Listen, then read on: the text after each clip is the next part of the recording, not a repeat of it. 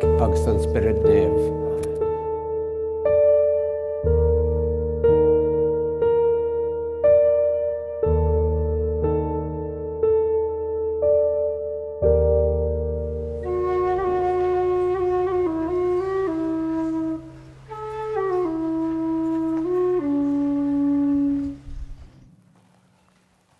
Fáilte roimh arís as we come to celebrate the 10th anniversary of Worldpriest. Worldpriest has been supporting and caring for priests over those years, and they have done this through prayer, through the provision of priestly resources online, and in being available to support and encourage whenever needed. The annual International Rosary Relay has been an outstanding success, and it grows in strength from year to year. The clear, attractive, most resourceful website, worldpriest.com, with the logo Affirm, Inspire, Inform, has been a huge help to so many priests in their priestly ministry from day to day. Worldpriest is a celebration and an affirmation of the men who commit their lives to the Lord and the Church in the sacrament of holy orders. It provides an opportunity for Catholics to thank God, affirm and share their love and support for priests. If you just look into your own experience, I think we will acknowledge that when tragedies visit families, in order to get an insight into how the people are coping, the local priest is the one whom the media will contact. And they recognize in doing so that the priest has privileged access to people in their suffering, pain, and brokenness. As priests, we know that this access is accorded to us, not for anything we ourselves have merited, but because we are ministers of Jesus Christ and we are perceived as having a close relationship with the Lord. Now, this places enormous responsibility on the priest to respect and respond to this twofold situation, namely our relationship with Jesus Christ and our concern to identify and empathize with those who suffer, to stand shoulder to shoulder with them in the gardens of their Gethsemane.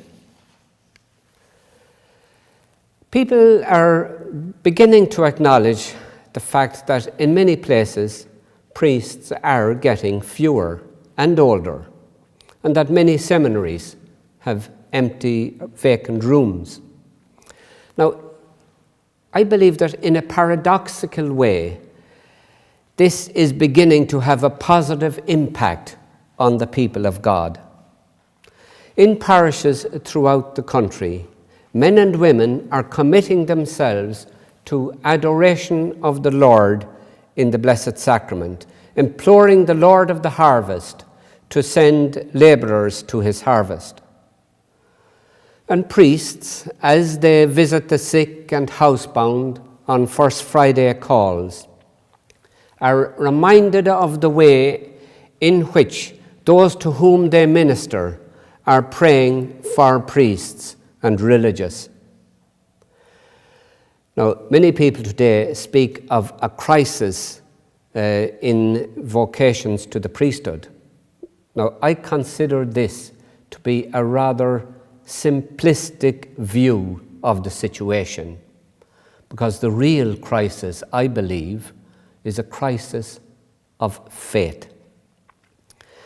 In spite of the expressions of confidence with which we are familiar in our culture today, one has only to scratch a little beneath the surface to recognize that fear is a very powerful and crippling human emotion.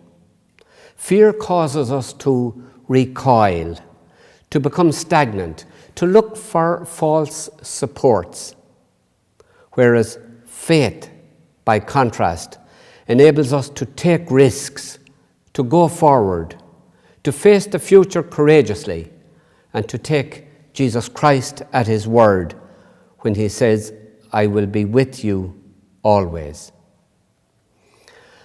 As priests, we rejoice in being with people. Our priestly ministry brings us close to them just when they feel they may be furthest away from God. And we are with them as together we face human frailty, failure, and sin. God, who has entrusted his priesthood to us, however flawed and imperfect we may be, grants us the authority to act in his name for the salvation of his people. So we are authorized to preach the gospel, administer the sacraments, build up the kingdom of God on earth, and bless and serve God's people. Joy is central to the gospel of Jesus Christ. In the New Testament, joy is related to God's triumph over evil. Now, joy is different from happiness or pleasure. The New Testament speaks of even joy in suffering. And the first reading from the letter to the Romans gave us a hint of that. Pope Francis reminds us that, and I quote, "Those who enjoy life most are those who leave security on the shore and become excited by the mission of communicating life to others." Because of the responsibility entrusted to us of preaching the gospel of joy, oughtn't joy to be obvious then in the life of the priest? And this joy will find expression in hope. The joy of the gospel is such that Jesus reminds us in the Gospel of John that it cannot be taken away from us. Joy and hope emanate from the victory of Jesus Christ on the cross. They are gifts of God, and they are accessed through God's grace. The priest, then, is a minister of this joy and hope in a culture which frequently places a premium on power, prestige, and profit. The witness given by the priest who lives generously and joyfully is very striking indeed. The celibate life, lived honestly and positively, is liberating and edifying.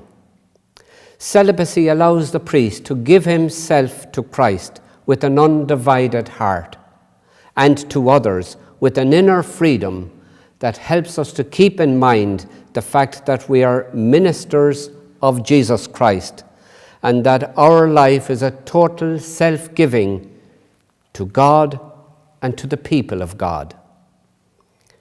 Now, recent years have been quite difficult, not just for priests, but for all who look to priests for example and inspiration. And sadly, some priests who ought to have been bringers of hope and healing have instead brought harm and hurt and left a trail of brokenness, betrayal, and disillusionment. Now, as the priest leads the people in the Eucharist from the offertory of the Mass into the Eucharistic prayer, he is conscious of all of this, but he is also aware of the struggles with which the people in front of him are coping. And that invitation, lift up your hearts, is a challenge to hope, and it can only be issued genuinely by the priest who is himself a man of prayer. The priest's relationship with the Lord determines the way he relates to the people of God, whether in their trials and tribulations or in their moments of celebration. We all have memories of priests who are powerful witnesses of Christ's compassion, understanding, and love. These men are signposts, enabling us to lift up our gaze beyond the daily drudgery of life and help us to put things in perspective and to go forward on our pilgrim journey of hope. And people, I believe, respond with a deep appreciation to priests who give signs that they are genuinely men who care for the people, and that, like the Good Shepherd, they are totally dedicated both to God and God's people. Of course, there are real difficulties and challenges for the priest as he struggles with faults and failures, with sin, selfishness, and sacrifice. Priesthood, however, has no meaning apart from Jesus Christ. Now, if I may, for a few moments, just dwell on two aspects of Christ's priesthood, which are outlined in the letter to the Hebrews. And these two aspects, I believe, are inseparable, namely, compassion towards his brothers and sisters, and secondly, being faithful or worthy of trust in his relationship with God. And these two dimensions provide the parameters for the priest today. A priest who is faithful or trustworthy in relation to God, but lacking in compassion towards the people, would not be able to help them in their struggles. While, on the other hand, a priest filled with compassion for the people, but lacking in faithfulness or being untrustworthy in relation to God, that priest would not be capable to intervene effectively on behalf of God's people. Understandably, at times, the priest may feel burdened by the enormity of the challenge facing him, and the fact that he may be feeling unable to address this adequately. But today's gospel reading, however, picks up and develops the idea of the small, insignificant beginnings which grow in God's time. The tiny mustard seed literally grew to a tree which attracted numerous birds as they loved the little mustard seed it produced. God's kingdom works in a similar fashion. It starts from the smallest beginnings in the hearts of men and women who are formed by God's word. It works unseen and causes a transformation from within. And Jesus likens the kingdom to the mustard seed. It is organically present in Jesus' own ministry, although the manifestation may be as obscure as the mustard seed. Nevertheless, just as the seed certainly grows to a massive tree, so also the kingdom will inevitably come with all its glory. Jesus' emphasis, however, is not so much on the glory of the future kingdom, but on the present sign of its presence. And it is this which underpins our hopes. The parable of the mustard seed dramatizes the presence of the kingdom in its insignificant beginnings. The parable of the yeast reminds us that even small beginnings are powerful and eventually change the character of the dough. We dare to believe that what began with a handful of followers in Galilee will eventually change the world. And as priests, we are invited to become agents of that transformation, that change. So in this gospel, Jesus draws our attention to the dignity and the great hope of God's creatures.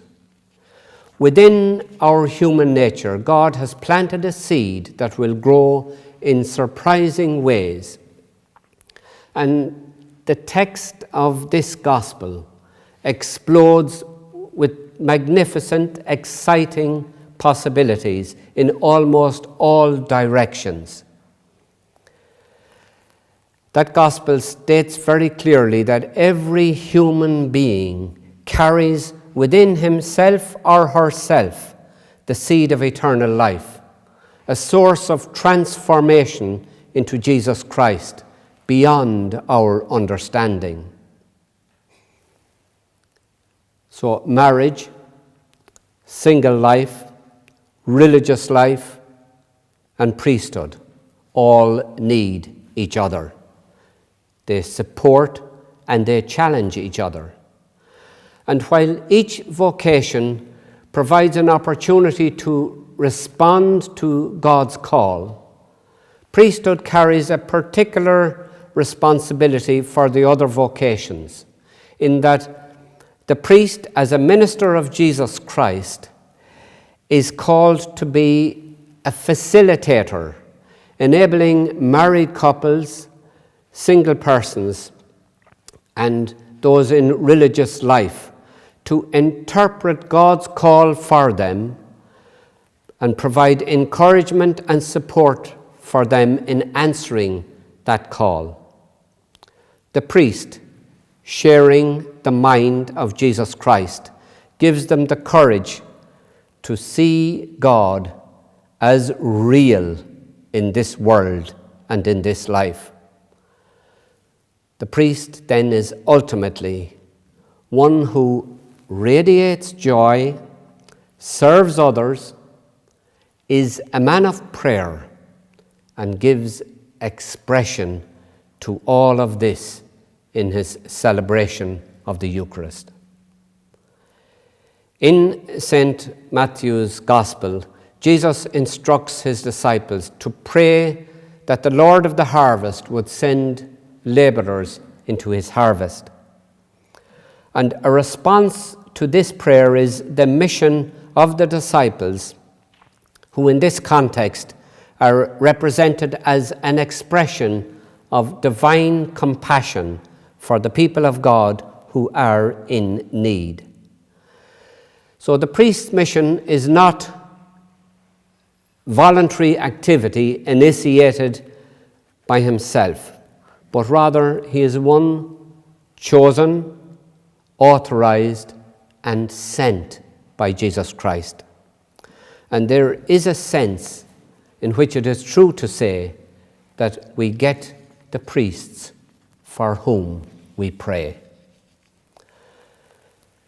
To conclude, It is my happy privilege to thank Worldpriest and all involved in the great work they do for so many priests all over the world. A special thanks to the foundress and tireless disciple of the Lord, to Marion, to Niall, and to Anne, and to all who work with them and who provide the energy and prayerful enthusiasm that has made Worldpriest a very significant success in today's world. Congratulations to you on the 10th anniversary, on your 10th birthday celebrations, and may Worldpriest continue to affirm, inspire, and inform many generations of priests yet unborn for many decades and generations to come.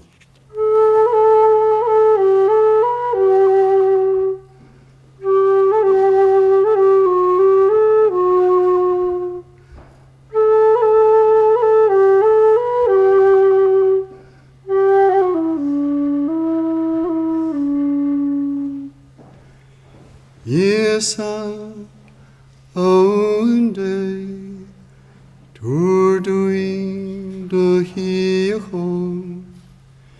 Yes, own day, to doing the grow. Yes, own day, to doing the home. Yes,